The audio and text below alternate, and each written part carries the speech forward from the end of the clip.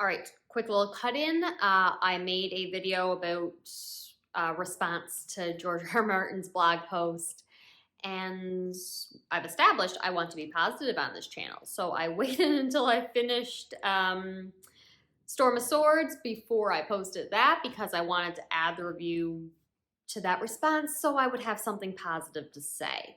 Cut to blog posts, statements, and sad Jessica.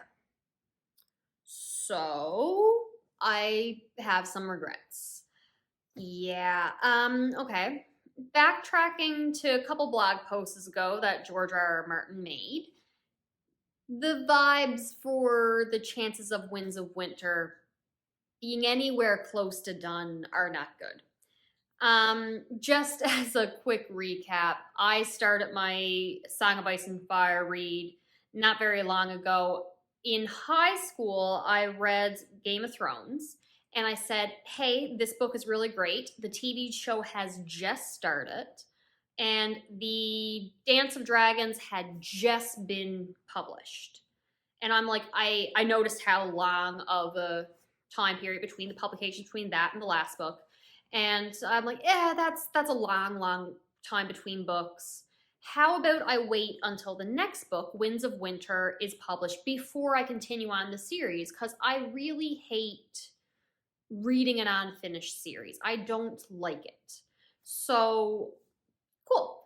I watch all of Game of Thrones. I enjoy the TV show. Too bad it got canceled around season 5 or maybe some leaked scenes of season 6, season 7, and 8. It's just such a shame that we didn't get those. But anywho, I'm like, so much time has passed. I'm optimistic that Winds of Winter is on its way. I make a video saying I'm going to start reading the series, and just, I'm happy for George R. R. Martin. May he work on his passion projects. May he find fulfillment in an artistic freedom in everything he's making. And I'm hopeful that he will finish his series, and Winds of Winter, I was hoping 2023. So it gave me plenty of time to catch up on the series. Back to said blog post. I did, however, get a lot of work done in 2021. An enormous amount of work, in truth. I seem to have an enormous number of projects.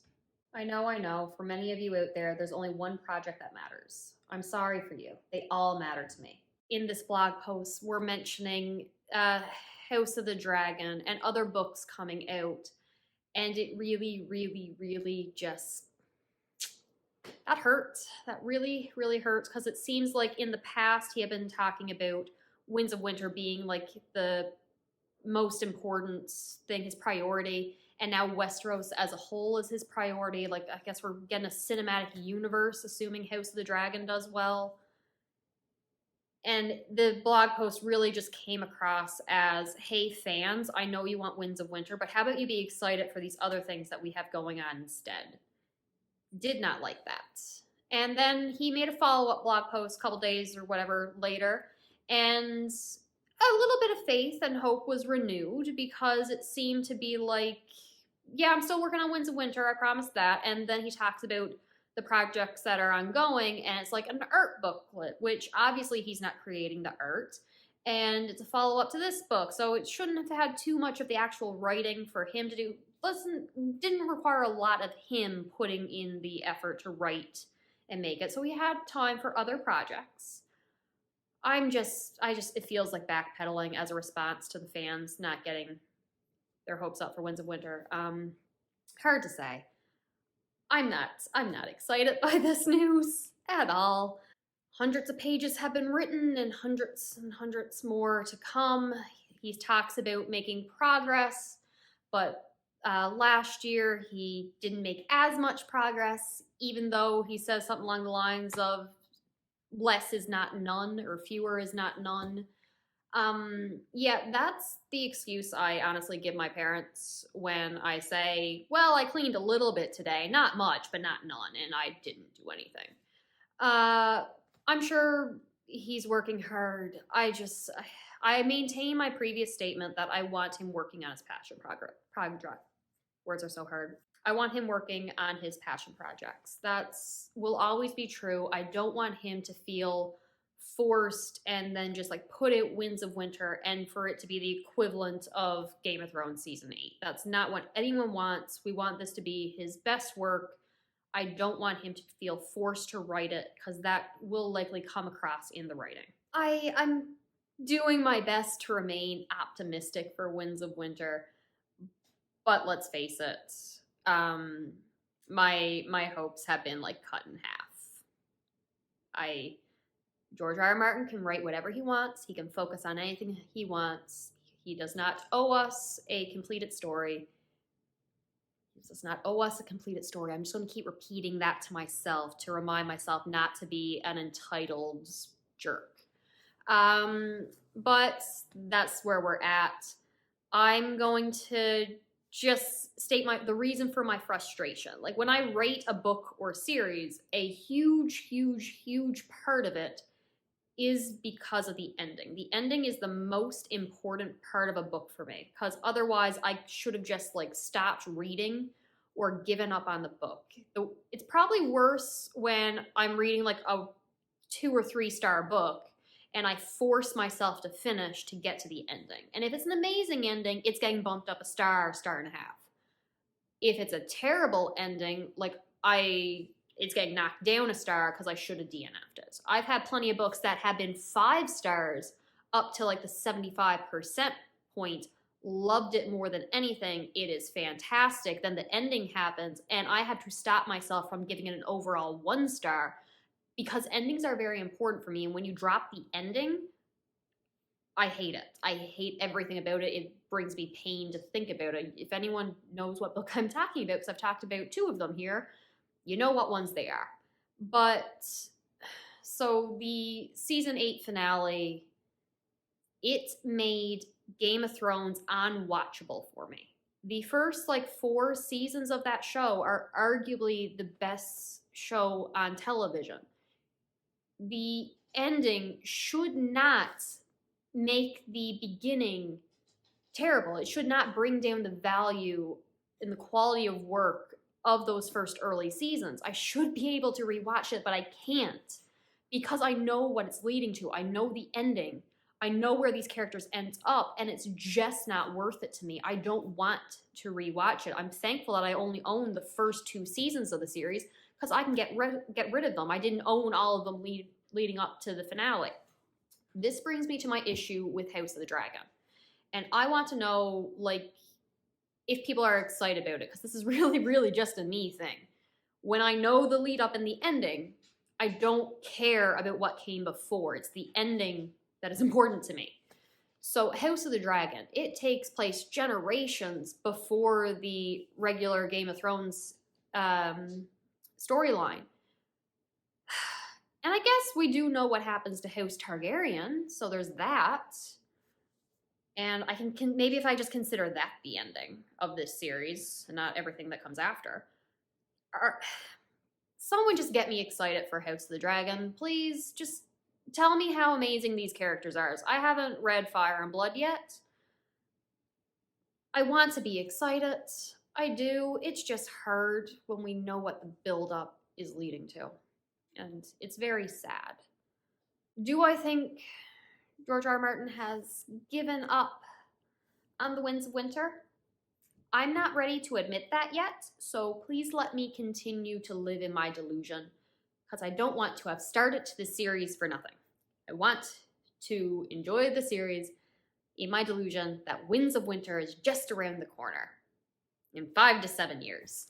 All right, talk to you later. All right, now that that's over, positive news. I finished A Storm of Swords. And it was fantastic. I got to experience the red wedding all over again and the purple wedding. And 5 stars. Just 5 stars. Love this book. 5 stars across the board. I don't even know where to start. I literally just finished and turned on my camera. Let's start with Robb. This will be probably one of the few complaints of this book, and that's going to be that we didn't get chapters from Robb's point of view. It was like, okay, we're injured, and then We come back and we're married. Okay, cool. We get the background and the story and the why and good. It makes sense for his character and how he chose her honor over his. But the thought of we could have got chapters from his point of view about him finding out his brothers were supposedly killed, about Theon's betrayal, losing Winterfell.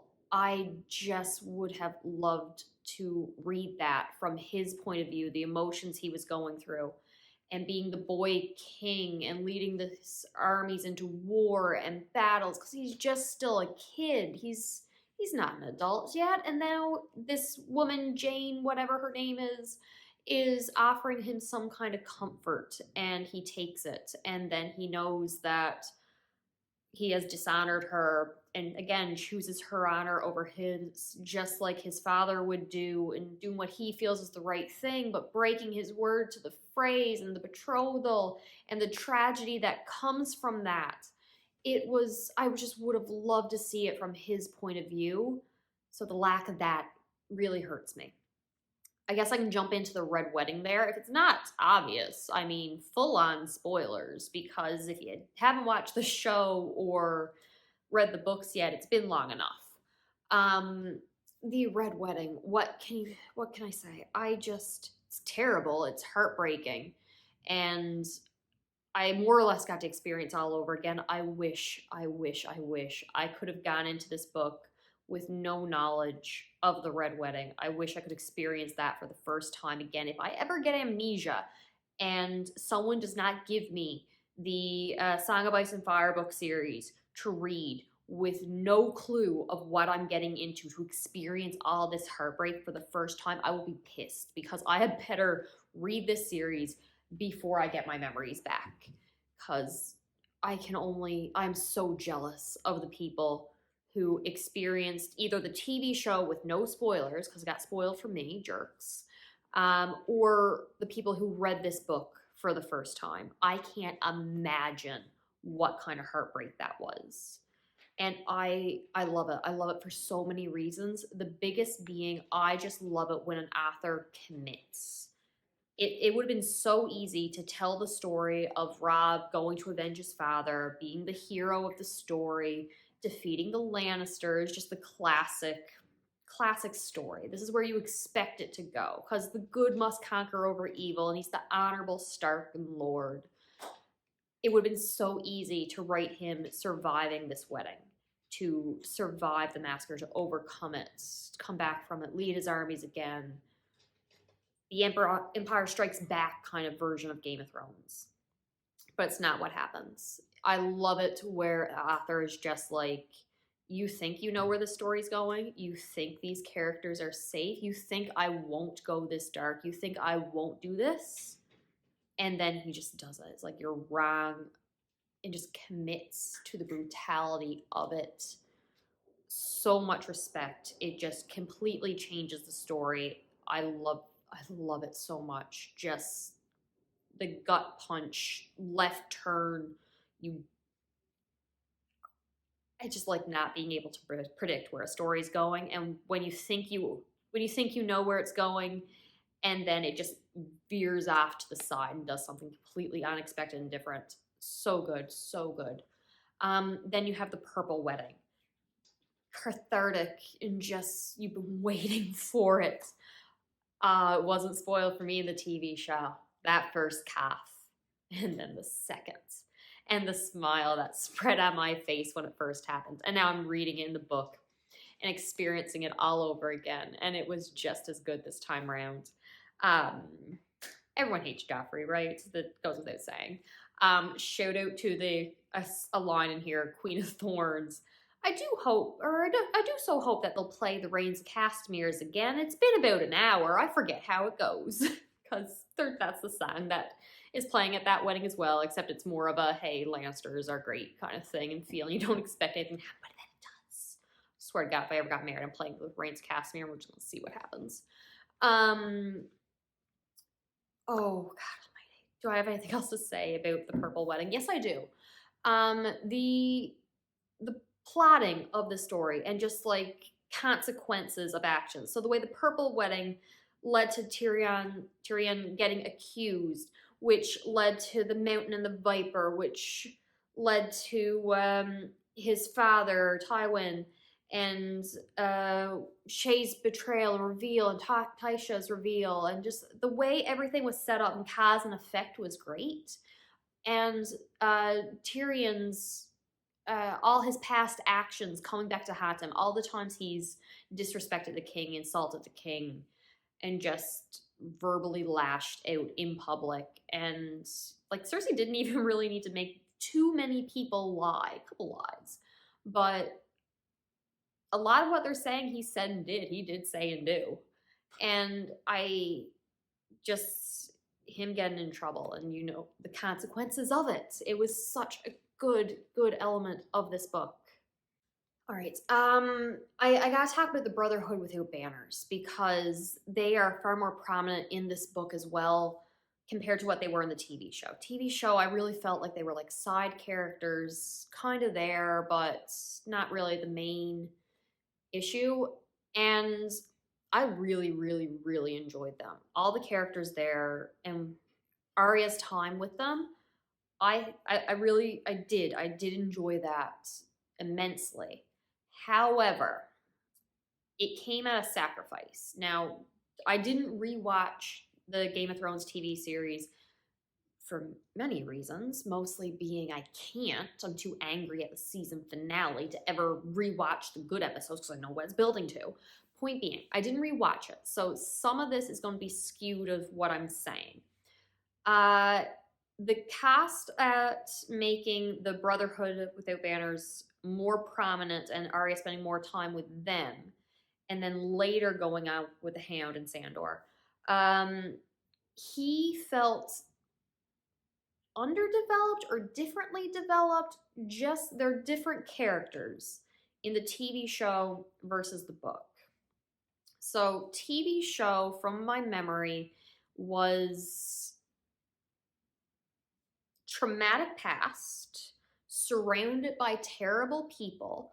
So as the Hound, he's not questioning the terrible orders he's been given. He doesn't really care about honor or right and wrong. And then he goes into the hypocrisy of knights in general, and it's just damaged him and his beliefs and what he believes is right and wrong. Really hates knights, again, hypocrisy of them and their vows and all this, because he knows what kind of people knights are and the purpose of them. Like his own brother is a knight, and you can't say he's chivalrous and honorable. And then he meets Sansa Stark, and he witnesses her being abused by these people that he's serving over and over and over again. And I think he's like kind of had enough. He's not, my memory is him not being nice, but him not being the worst, which matches what was going on in the books, except he felt more hostile in the books.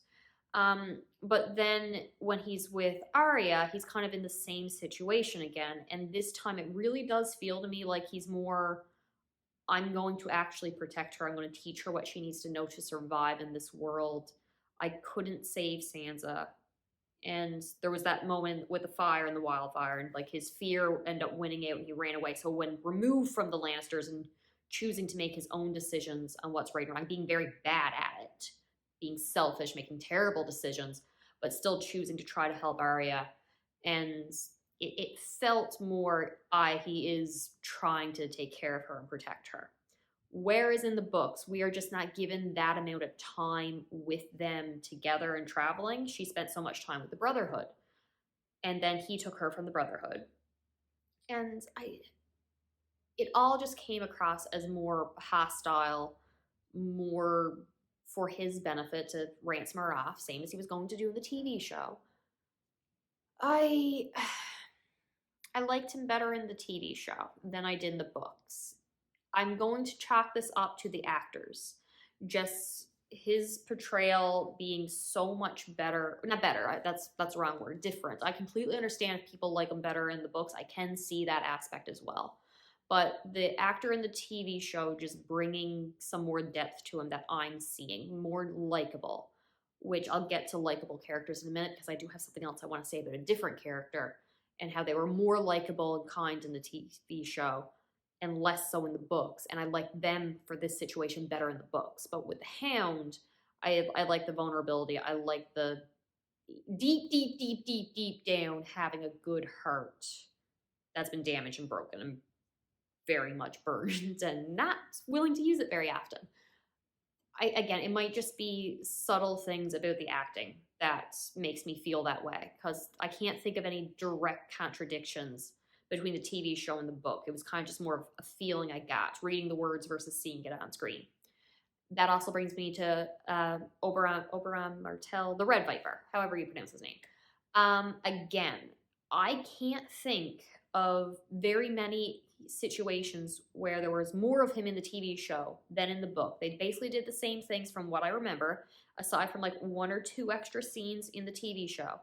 But just there was his presence felt stronger to me from what I remember of the TV show.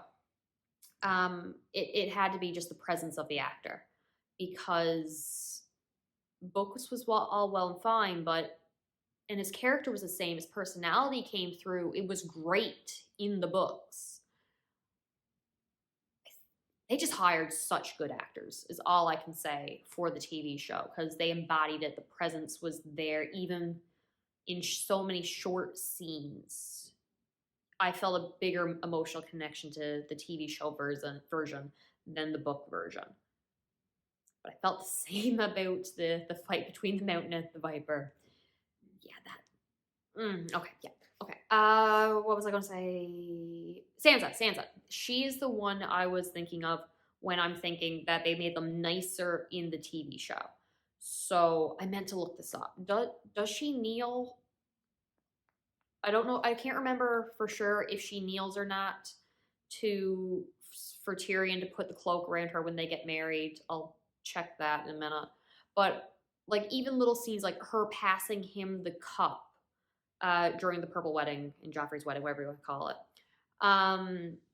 Little moments of kindness between the two of them, and her being like, she recognizes that he's being kind to her, and she responds back subtly that I just being kind to him. Books, no, Sansa's having none of it. She is being dutiful and courteous, and she'll do whatever he says and does, but she's cold towards him. She's not offering him any warmth or kindness to say, hey, thank you for being a decent human being. And I love that from her, because he does not deserve it. He also doesn't deserve the coldness towards him, but she owes him nothing. His family has done terrible things to her family, unforgivable things. And the thought of her reciprocating any kind of kindness toward him, or thinking that she is owed or he is owed anything from him, and no, she does not need to. I can't put it into words. I'm going to stick with she owes him nothing. And I love this more for her. I don't want her to have a personality of, well, even though this, I can't get this into words. I really can't. I'm sorry. I don't know what else to say. I liked her better in this book. Another thing about Sansa is I enjoyed her. I love my girl Sansa. I love my girl Sansa.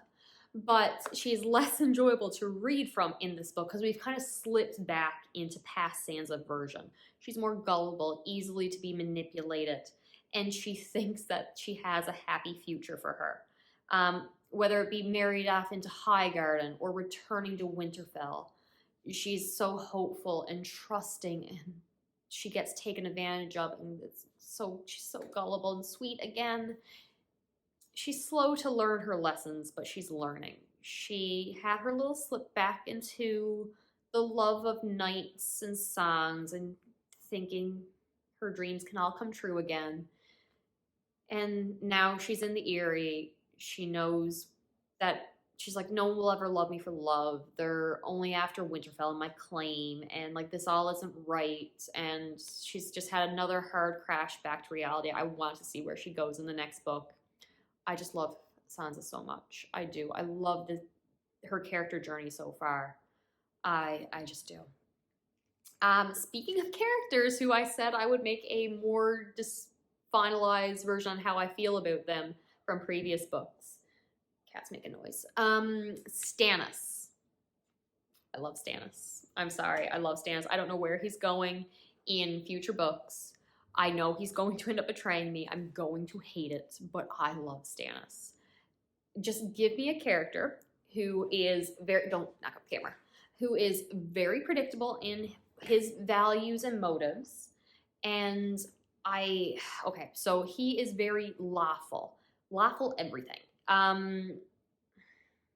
He doesn't even want the crown, but as Robert's heir, because the children are illegitimate, he's like, well, the law says it goes to me, so it has to. It's his duty to take it because the law says so. Everything is lawful about him. And then you look back and it's like, well, what about when Robert's rebellion happened? He had to choose between his family and his lawful king. And it was the hardest thing Stannis had to do, but he chose family. He chose Robert. And I love that. And then, even when Robert and, okay, so Stannis now has Edric Storm, who was a little bit of a surprise to me. Okay, so he has Edric Storm, Robert's illegitimate child that was conceived the night of Stannis' wedding to his wife, and who they probably believe that Robert has like cursed their marriage bed because he was conceived on the marriage bed, and cursed his marriage to never have sons. Stannis should hate this child, and honestly I don't really know what he feels for him. But when Melisandre's like, give me the child, he has king's blood, I can win you this war, Stannis still says no. At least while the Lord of Light's power isn't 100% confirmed to him. But in that moment, he again chooses family. And I love that character for him. I love it so much.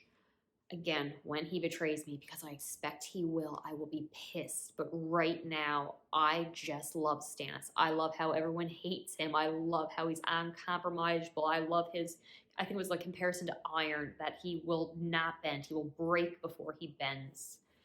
And just, I don't know if he's lawful neutral, if he's lawful evil, if he's lawful good. He's not lawful good, but he's lawful something.